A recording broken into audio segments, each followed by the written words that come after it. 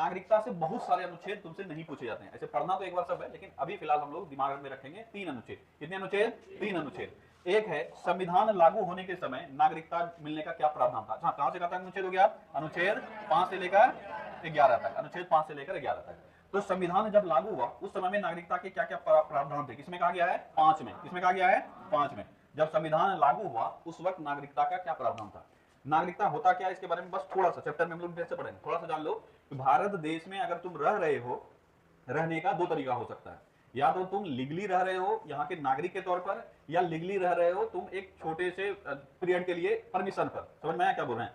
Illegal का हम चर्चा नहीं कर रहे हैं। इलीगल का तो तीसरा कैटेगरी हो गया, उसको हम लोग यहाँ का मतलब यहाँ रहने देंगे ही नहीं। जैसे पता चला कि इलीगल है हम उसको भगा देंगे या उसको पकड़ के जेल में डाल देंगे। तो इलीगल तरीका का बात ही नहीं कर रहे हैं। लीगल तरीके से हम लोग 2 तरीके से रह सकते हैं, या तो यहाँ के नागरिक के रूप में, या एक परमिशन मिलेगा जो कि तुम देखते हो कि लोग वीजा करवा के आता है, ठीक है, विदेशी नागरिक। हमारे यहाँ पे कई ऐसे लोग हैं जो काम करने के लिए भी बाहर से आते हैं। हम लोग भी जाते हैं बाहर, विदेश में जाते हैं, तो क्या वहां के नागरिक हो जाते हैं? आंसर है नहीं। वहां के नागरिकता को लेने के लिए कुछ प्रावधान है। अब ये प्रावधान को अगर तुम फुलफिल करोगे, तुम एप्लीकेशन डालोगे, ठीक है, होम मिनिस्ट्री के पास एप्लीकेशन डालोगे कि हमको यहाँ का नागरिकता चाहिए, फिर डिसाइड किया जाएगा और उसके बाद तुमको नागरिकता प्रदान किया जाएगा। जैसे ही तुमको भारत की नागरिकता मिलती है, अन्य किसी भी देश का नागरिक अगर तुम हो तो वहां का नागरिकता क्या हो जाएगा? समाप्त। लेकिन अगर तुम भारत के नागरिक हो और दूसरे देश का भी नागरिकता तुम ले लिया तो तुम्हारा भारत का नागरिकता ऑटोमेटिकली क्या हो जाएगा? समाप्त। ये सारे प्रावधान है। लेकिन सवाल ये उठता है, ये सब तब से चर्चा होगा जब भारत में संविधान लागू हुआ।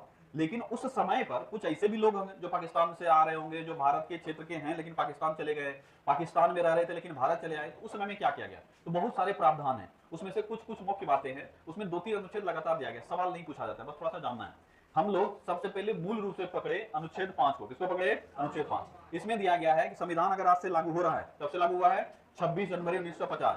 इस दिन से जितने भी लोग यहाँ हैं सब क्या हो जाएंगे? भारत के नागरिक। कहां से तुम क्या है नहीं है हमको कोई मतलब नहीं है। लेकिन कुछ लोग ऐसे भी थे जो आजादी के बाद चले गए थे पाकिस्तान। कहां चले गए थे? पाकिस्तान। क्योंकि बेसिकली थे वो भारत के क्षेत्र में ही, लेकिन चले कहां गए थे? पाकिस्तान। अब वहां वो मजबूर होने लगे, जी नहीं पाए, वहां से फिर वहां कहां चले आए?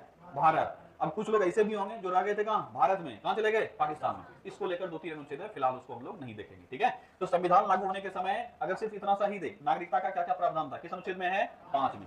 3 अनुच्छेद अभी फिलहाल याद रखोगे, 5। उसके बाद हम लोग याद रखेंगे नागरिकता समाप्त होने का एक कंडीशन। ऐसे क्या क्या कंडीशन है वो सब हम लोग पढ़ेंगे, लेकिन नागरिकता समाप्त होने का एक कंडीशन वो है अनुच्छेद 9 में। किसमें है? 9 में। ध्यान से याद रखोगे जितना तुम्हारे बोर्ड पे है। अगर कोई किसी अन्य देश का नागरिकता ग्रहण करता है तो भारतीय नागरिकता समाप्त हो जाएगा। किस अनुच्छेद में कहा गया है? 9 में। सबको अभी फिलहाल नहीं रटोगे, जो नए बच्चे हो, पुराने बच्चों को लगभग याद होगा। जितना भी बोर्ड पे लिखा रहे हैं इतना ही याद करोगे, इतना टिक कर लो, ठीक है।